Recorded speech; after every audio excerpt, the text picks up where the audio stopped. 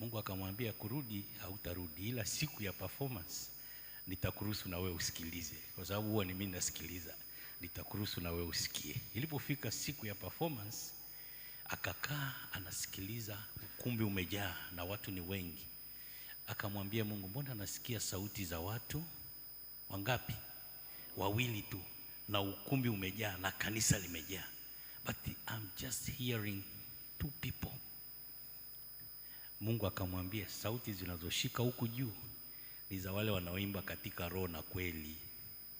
Akamwambia Mungu, hata mke wangu naona pale anapocheza vizuri na nini, sisikii sauti. Akamwambia, nikufungulie moyo wake uone, ana dance na kucheza ili watu wamuone, sio mimi, hayupo connected na mimi.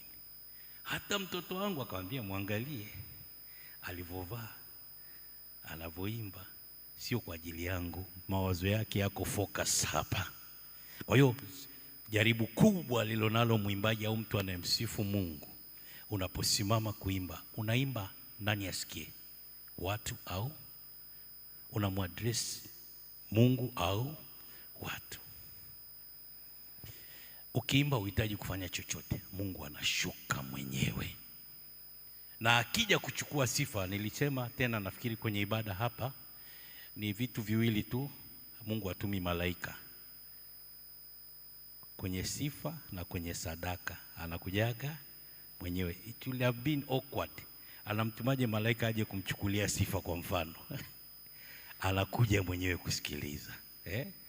Nasa swala ni ufanikiwe kuimba kwa kiwango ambacho kitamfanya Mungu ashuke aje kuchukua nini? Sifa. Ndio Paulo na Sila walifanya gerezani hiyo kitu. Wakaimba, Mungu akashuka kupokea sifa. Na aliposhuka, magereza si alifunguka, minyororo si ilianguka. Bwana Yesu asifiwe. Kwa hiyo unapoimba katika roho na kweli ni ibada kubwa sana. Ndio maana tunasema kipindi cha Sulemani, hekalu linalopozinduliwa, wanakwaya waliunganika wakawa kama moja, waliimba, Mungu akashuka, na makuhani hawakuweza kufanya kawaida ya ibada kwa sababu mwenye ibada alishuka. Na sisi tunatamani hapa Kunduchi kila tukisimama kuimba kumsifu Mungu, sio kwa ajili ya raha, si kwa ajili ya sisi, kwa ajili ya Bwana, alafu yeye ndo ashuke, ndo atupe raha. Amen.